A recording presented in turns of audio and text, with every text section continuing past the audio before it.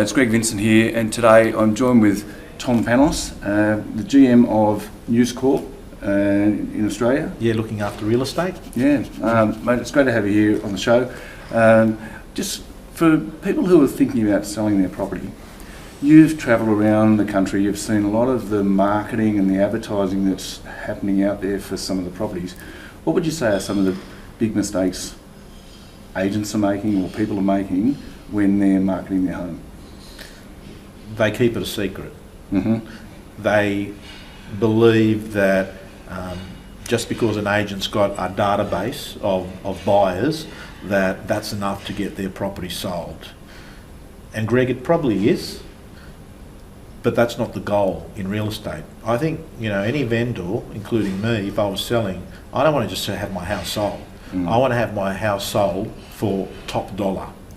So, yes, keeping it a secret and using a database and having a handful of people that are out there looking to buy and the agent's got a list of names is probably going to get your home sold because the market's hot at the moment. Yeah. But actually having your home sold for top dollar, there's an actual process. And we know that some homes sell for an okay price and some homes sell for just like they knock everyone out. And what we know is the ones that surprise everyone, that go for top dollar, seem to have four things going at the one time. So if you want, I'll go through those four. Yeah, what are those four? Yeah, but so those four things is, number one is that there was a buyer that was madly in love with it. Because you get buyers that like homes, and you get buyers that love homes. You have buyers that say, we don't mind it, we'll buy it, and they pay an okay price, but you also get buyers that say, I had to have it, and they pay a price beyond a buyer that just likes it. It's really interesting. Emotional buyers buy a home, pay top dollar, and then they justify it logically a few days later.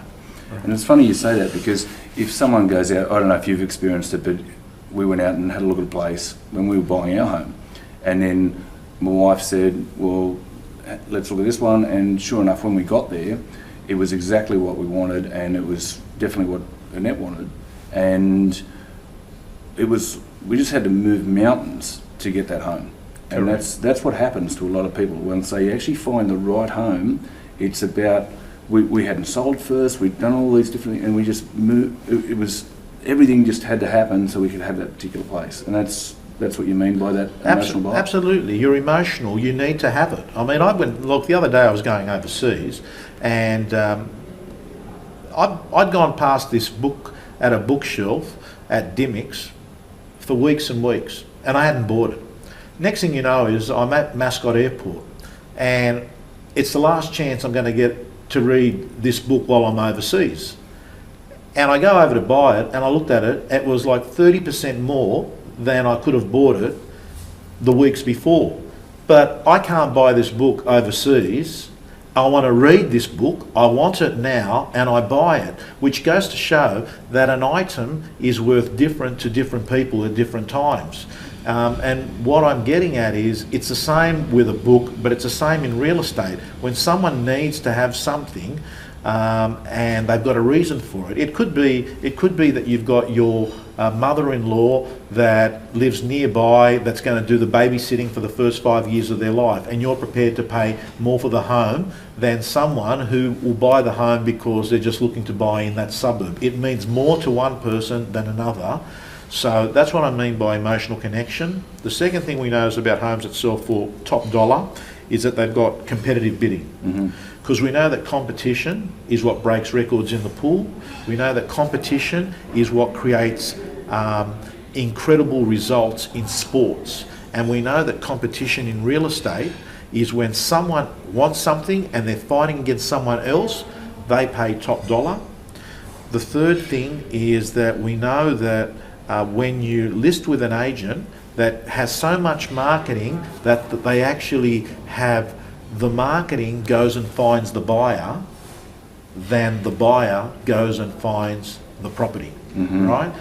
When all those things are happening at the one time, you actually get top dollar in real estate. And I think that the biggest problem that vendors have is an agent goes along tells the vendor what they want to hear, not what they need to know. Yeah, yeah, totally agree. And it's very seductive. When you say to a vendor, listen, you don't have to spend much money. I've got all these buyers on my database. Just list with me. Sometimes they even actually give them a higher figure than the property's worth. So they basically create this seductive story that ends up becoming a vendor's nightmare, because for the next 2 to 3 weeks, the agent comes back and says, oh, we actually don't have anyone that wants to buy it right now. How about dropping your price? And that becomes an agent's tactic, and it becomes the vendor's nightmare. And that's, I think, the biggest problem that vendors have in real estate. Yeah, totally agree, because what does tend to happen, I mean, you sort of have that expectation. I mean, you're a real estate agent, surely you would have a database of buyers. So people think, well, okay, we'll go and put it in the hands of the agent because they've got buyers that they're dealing with. So it's just a natural thing. But there's a difference to using that sort of approach and then saying, okay, well, we'll only do it quietly. And then the other side of it is marketing it so that the property really stands out in the marketplace. And I know you talk about the difference between the print media, the signboard, the brochures, the floor plans, getting those things in order versus just the intellectual internet buyer that they're targeting. Can you just give us a little bit of an insight into that? Yeah, so there's a term that I use, it's called the internet intellect buyer, and that is that internet buyers are very intellectual. They basically become like a desktop valuer. And they're very important in real estate because there's a large volume of those people. We live in a digital world now, Greg, and people use the internet day in, day out. And yes, people look at real estate on the internet. But not every buyer comes off the internet. If that was the case, you wouldn't have signboards up in real estate. No. You wouldn't have brochures. You wouldn't have advertisements in magazines, in newspapers. So when I sit there and I talk to a vendor, I say, listen, we can eliminate anything that you want, but basically, what buyers do you want us to eliminate? That is really the conversation that we're having. Do you want to get rid of all the buyers that are going to see the signboard? We can get rid of them. Do you want us to get rid of all the buyers that actually get the local paper delivered to their home? We can get rid of all of them.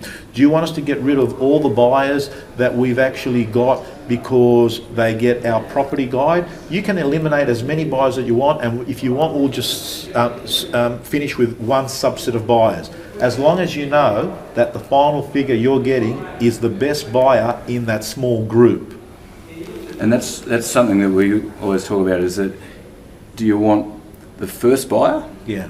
Or do you want the best buyer? Yeah. Because when you're selling a property, it's that tax haven, it's anything extra you get, it's tax-free dollars, unless it's an investment property, obviously, or there's capital gains tax and those sort of things. But for the majority of real estate transactions, it's tax-free, so every dollar you get is equivalent. If you get $10,000, you've got to go and actually earn $20,000 worth of extra income to then recoup that $10,000. So it's definitely worth doing that investment. Absolutely. Greg, I mean, you've summed that up where you've indicated it's tax-free.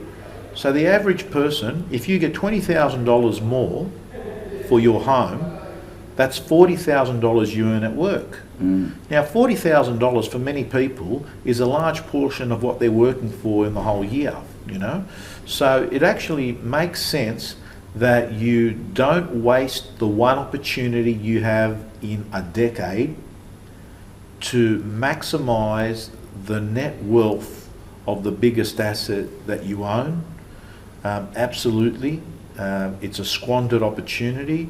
There's nothing worse in real estate to have agents mismarket homes and then apologise later. Yeah, you never get a second chance at a first impression, and people read so much into it. And it's interesting, even with the offline media, and we've talked about this quite at length too, is that the offline media drives people online. Yeah. So they see, because it's this emotional type market where they may just happen to see something come up in the paper, they weren't even in the market, and all of a sudden they see this and they say, oh, I've got to go and see that property. This is exactly what we've been looking for.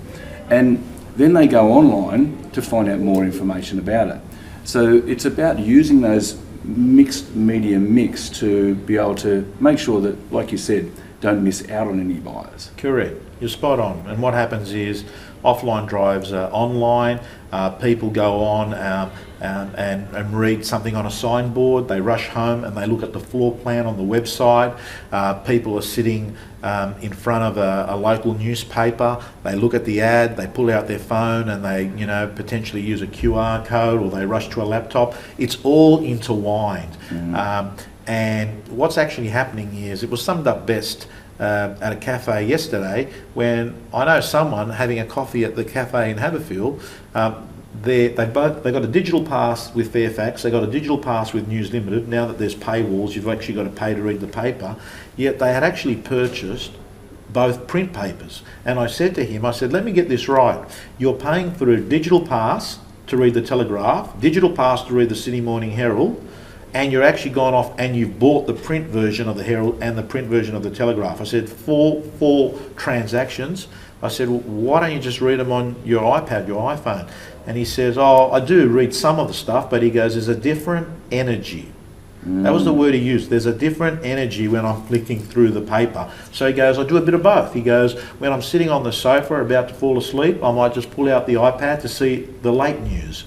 When I'm sitting having a coffee and I want to, go through passively in a relaxed mind, I'll read the newspaper. So different mediums have different energy levels at different times of the day. And it's interesting, even when the perception of a property, I know we talk about the way that a property's marketed, and when you look at the size of the advertisement, the perceived value of that property is also enhanced depending upon the size of, like if you put a little tiny ad in the paper for that particular property, and it might be $1 million home, or half $500,000 home, and it's got this cheap two bob almost classified type advertisement, it tells a story about that home, doesn't it? Well, the research doesn't lie, and the evidence is there that between a quarter-page ad to a full-page ad, same house, but in a different size ad, when buyers are researched, tell us what you think this house is worth, they believe that from a quarter-page ad to a full-page ad, the difference is 46%. Wow. Yeah. From a quarter page to a half page, it's 24%. So, Greg, what you're doing, think about it. Many times you're taking an $800,000 house and you're putting it in an advert that should actually have a $300,000 property. That is confusing buyers. And not only that, it's sending a distorted message out to a buyer saying this house is not worth it. The alternative is that you take a house that is a $300,000 house and you're having it in a $900,000 ad. I don't agree that's the right thing to do either, because I believe that what actually happens is that you end up attracting the wrong clientele that walk into the home, and then they'll say, oh, it's not that good. What you want to do is make sure that you've got a size ad appropriate to your property. The research appears to say 1% is roughly the marketing you should invest when selling a home. And that's been confirmed by, I think, Tim Lawless from RP Data on a documentary that we had actually produced called For What It's Worth. 1% is what it's got to be spent on it. So you don't want to overcook it, but that's not the problem generally, Greg. The problem is that most people actually mismarket and don't market enough the biggest asset they own. Most people, a lot of people actually spend more money selling a car than, you know. Well, even it's like the insurance on a car.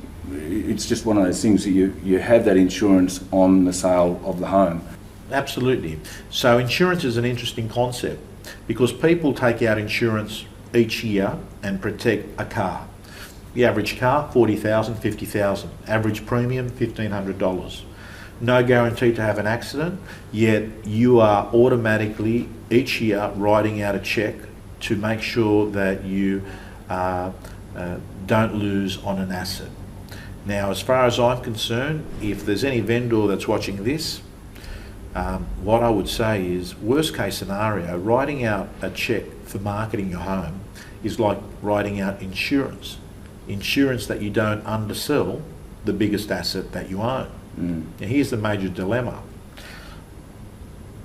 Under insuring your marketing is worse than under insuring your car, because the value of the house is more than the value of the car. So if we've got an $800,000 property that sells for $750,000, but there was a buyer out there that didn't know about it, that may have known about it, and could have paid $800,000 or $820,000, that's $70,000. You could have had that covered with an insurance premium on marketing on your home. Yeah. So I just look at it this way, Greg. There's a price to pay for marketing, and there's a price to pay for not marketing. Yeah, totally agree. And it's interesting, there's a lot of people who will actually go in and they'll do a lot of repairs, or they'll do certain things to fix up the home, and they get all of those things done, and then they say, oh look, we'll get the agent in to get an idea on how we can market the place and what they're going to do. And they've actually overcooked what they're looking at doing with the home, and they've left no money in the purse or in the wallet for actually marketing the home. And yet the marketing of it is the thing that has a massive impact on the perceived value and attracting those people who are going to pay the top dollar, doesn't it? Absolutely. I mean, look, McDonald's and Coca-Cola and Apple and Nike, they're not stupid. I mean, they work out that part of the whole process is not necessarily just having a great product. It's actually letting people know that there is a product out there. There's no point going off and painting and getting the washers put in and making your home looking spick and span if no one's going to come in inside and watch it. You know? So marketing is about getting noticed. Sales is about the agent selling the house. They're not going to be selling the house to anyone if someone doesn't walk in. The way you get people walking in is to let the world know about it. My recommendation, Greg, to my own mum, relatives, friends, when they want to sell a house, outmarket the competition, outpresent the competition, and then if it still hasn't sold, then outprice the competition. But why cut your price when you haven't given it a fair go in marketing it? And why not make it sure that it looks better than the other homes? And on your point, you're absolutely right. A lot of people do the presentation. A lot of people will go off and paint it. Ironically, a lot of people paint the house, and then 6 weeks later when the new owner comes in, they paint it anyway. Why not actually allocate some funds to attracting buyers to come and see your great home? You know? Yeah, no, it makes sense. And that it's like you were saying with McDonald's and Apple and all those, when they are launching a new product, they don't do it as this secret thing. They actually do it as a full launch, and that's what's happening. When someone's property actually goes on the market, it's like launching a product, isn't it? Absolutely. Same thing, launching a new product. There are other products on the market. What are those products? Other houses, other agents' houses. You're in competition. No matter how good your home is, you have to understand that your home is in the market in competition, not in isolation. It is out there fighting for buyers' attention. So 100% you need to make your home stand out in a marketplace, and the way you do that is to make sure that you've got better photography, better copywriting, better marketing, exposed to more people, bigger ads. Every little bit is building brand equity in your home. So it's an investment, it's not a cost. I'd hate for anyone to think that marketing is actually a cost. It's actually an investment, and if it's your family home, it in fact is an investment in the profits. So why muck around with something that might give your family an extra $30,000-$40,000 because you've done it well? Yeah, no, it makes sense. And I know in finishing up, there's a formula that you always look at talking about, that your world-class marketing plus competitive bidding. Emotional connection, finding a buyer that's emotionally connected, and listing with a real estate agent that's good at negotiating. Because Greg, not all agents are the same. You know it. You've been involved in mentoring, training agents for a long time, and you've been exposed to them. Some agents are messengers. They're not negotiators. Yeah. And vendors that get stuck with messengers have a problem, because buyers can negotiate better than a messenger. You need to hire an agent that knows how to get one buyer here, and get them to fight over it, and use good dialogue, good negotiation techniques, because that's what you're hiring at the end of the day. You're hiring a real estate agent, the ability to bring a decision from a buyer to, one, buy the home, and to number two, to pay the maximum that they can for the home. So that premium price strategy is negotiation plus emotional connection plus competitive bidding plus world-class marketing put together at the one time with the right agent is going to increase your probability of getting your home sold for top dollar, because it is the process, not the promise of a price, that's going to get a vendor sold for a premium. No, that makes sense. Oh, look, Tom, I know we could go on for a while talking about the difference between the marketing agent versus a transaction agent, and you've sort of covered off on that side of it as well. It's great to have you on the show, and I really do appreciate your time. And for those of you who are thinking about putting your place on the market, I hope this has been helpful, because it really is just such an important part of the process to make sure that you get this right at the beginning. Don't feel that doing this, we'll just roll it out to the database and do this pre-launch type thing. You've really got to launch the product out there in the marketplace as effectively as you possibly can, and that product is your home, and that home needs to be marketed the right way so that you get a premium price.